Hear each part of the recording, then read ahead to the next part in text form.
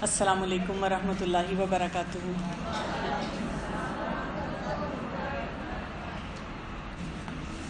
نحمدہ ونصلی علی رسولہ الکریم، اما بعد، فاعوذ باللہ من الشیطان الرجیم، بسم اللہ الرحمن الرحیم۔ رب اشرح لی صدری ویسر لی امری واحلل عقدۃ من لسانی یفقہوا قولی۔ رمضان کے آغاز پر ہم سب کے اندر بہت جوش ہوتا ہے، بہت جذبہ ہوتا ہے۔ اس کوشش میں سب ہوتے ہیں کہ جو چیزیں ہم پہلے نہیں کر پائے، پچھلے رمضان میں ہم سے رہ گئیں، پورا سال نہیں ہو پائیں، انشاءاللہ اللہ تعالیٰ نے توفیق دی تو ہم نے رمضان میں پوری محنت اور توجہ کے ساتھ ان کاموں کو کرنا ہے، اور پھر ایسے کرنا ہے کہ آگے تک کی ہماری روٹین بنی رہے۔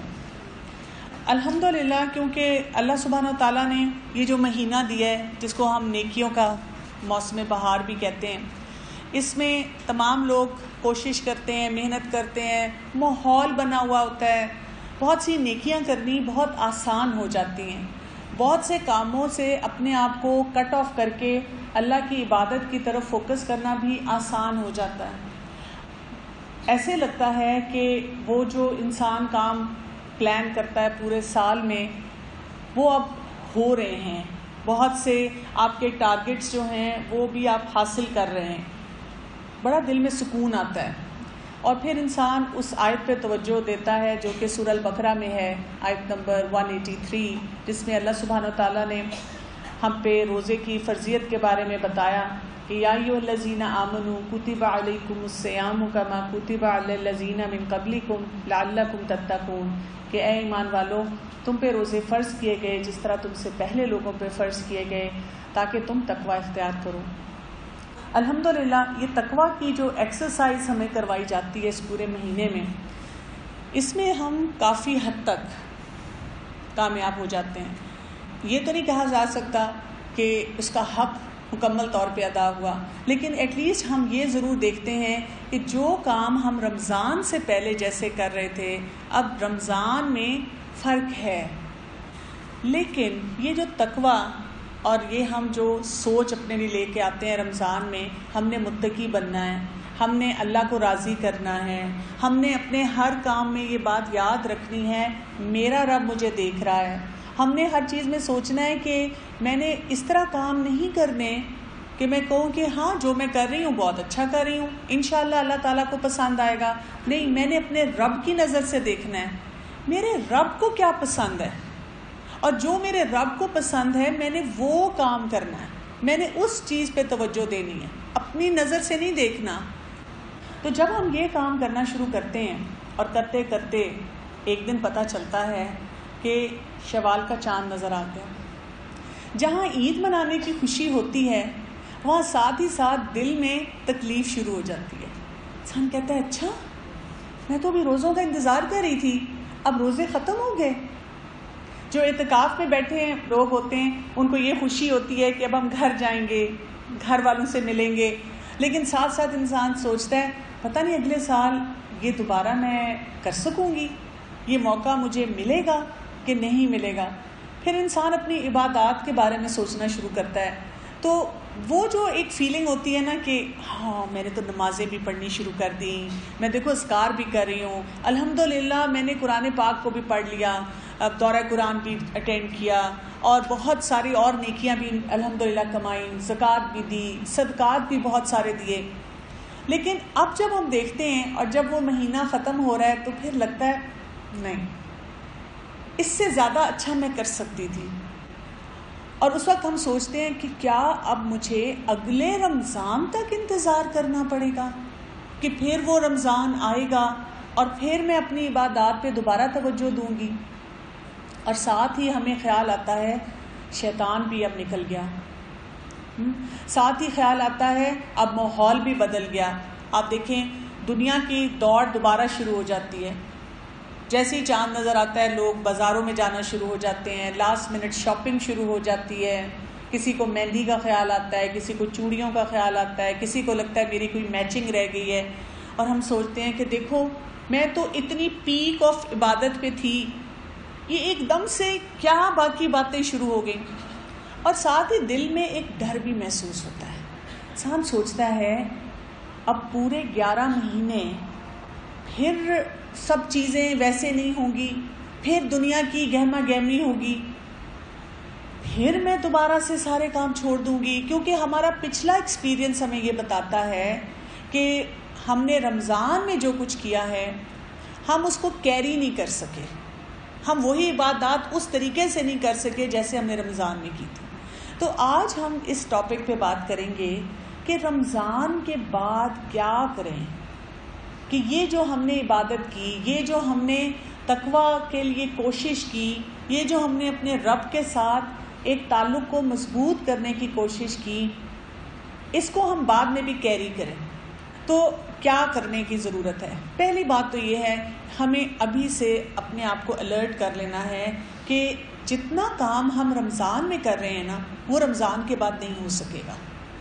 ہم سب کو بڑا ریئلسٹک پلان بنانا ہے، کیونکہ دیکھیں ہوتا یہ کہ ہم سمجھتے ہیں کہ میں تو سب کچھ کر رہی ہوں، اب انشاءاللہ رمضان کے بعد بھی کوئی مسئلہ ہی نہیں ہوگا، 30 دن کر لیا تو اب دیکھنا آگے میری عادت بن چکی ہے اب۔ لیکن جب نمازیں آہستہ آہستہ ڈھیلی ہونی شروع ہو جاتی ہیں، جب اس کے بعد ذکر کرنے بیٹھتے ہیں تو کوئی بازار کی طرف بلا لیتا ہے، اچھا پھر ٹی وی اتنے دنوں سے بند تھا، یا ٹی وی پہ بھی ہم دیکھتے ہیں کہ زیادہ تر مذہبی پروگرام آ رہے ہیں، اب وہ والا ڈرامہ آ گیا جو میں نے رمضان سے پہلے چھوڑا تھا، اور اس کی 3-4 قسطیں تو چھوڑ دی لیکن اب چلو دیکھ ہی لوں، ختم ہونے والا ہے۔ اسی طرح سے فیملی میں کوئی شادی آ گئی ہے، کوئی اور اوکیزنز آ گئے ہیں، اور بچوں کی پڑھائی ہے، کسی کو کہیں چھوڑنا ہے، کسی کو لینا ہے، کسی کی دعوت ہے، خوشی غمی سب کچھ چل رہا ہے، تو اس میں وہ چیز، وہ جماؤ عبادت کا ختم ہونا شروع ہو جاتا ہے۔ تو ہم کیا پلان بنائیں، کیسے پلان بنائیں کہ ہم اس چیز کو کیری کریں؟ سب سے پہلی چیز تو آپ نے یہ سمجھنی ہے جو ہم رمضان میں ہمیں سمجھ آنی چاہیے کہ رمضان اللہ تعالیٰ نے ایک ریفریشر کورس کی طرح ہمارے لیے رکھا ہے۔ جیسے ہمارا موبائل فون ہوتا ہے، اگر آپ کو لگتا ہے کہ آپ نے اگلے دن کسی لمبے سفر پہ جانا ہے تو آپ کیا کرتے ہیں کہ گھر میں اس کو چارجنگ پہ لگاتے ہیں۔ اب وہ فون جب چارج ہو رہا ہوتا ہے تو آپ کو تسلی ہوتی ہے کہ اگلے دن میں نے اگر 8-9 گھنٹے کا سفر کرنا ہے تو اتنی دیر انشاءاللہ یہ بیٹری چل جائے گی، کسی کو کانٹیکٹ کرنا، کوئی کام کرنا راستے میں آسان ہو جائے گا۔ اب 2 سچویشنز ہو سکتی ہیں، ایک یہ کہ آپ نے وہ چارجنگ پہ لگایا تھا، صبح اٹھے الحمدللہ پورا چارج تھا، آپ نے فون ساتھ لیا، اب آپ جہاں پہ بھی جا رہے ہیں وہ فون آپ کے پاس ہے اور بے فکری ہے، چارجنگ ہوئی بھی ہے، ہسبینڈ کو فون کرنا ہے، بچوں کو کوئی چیز پوچھنی ہے، کوئی ضروری کام کرنا ہے، وہ آپ سارے کام اس سے کرتے جا رہے ہیں۔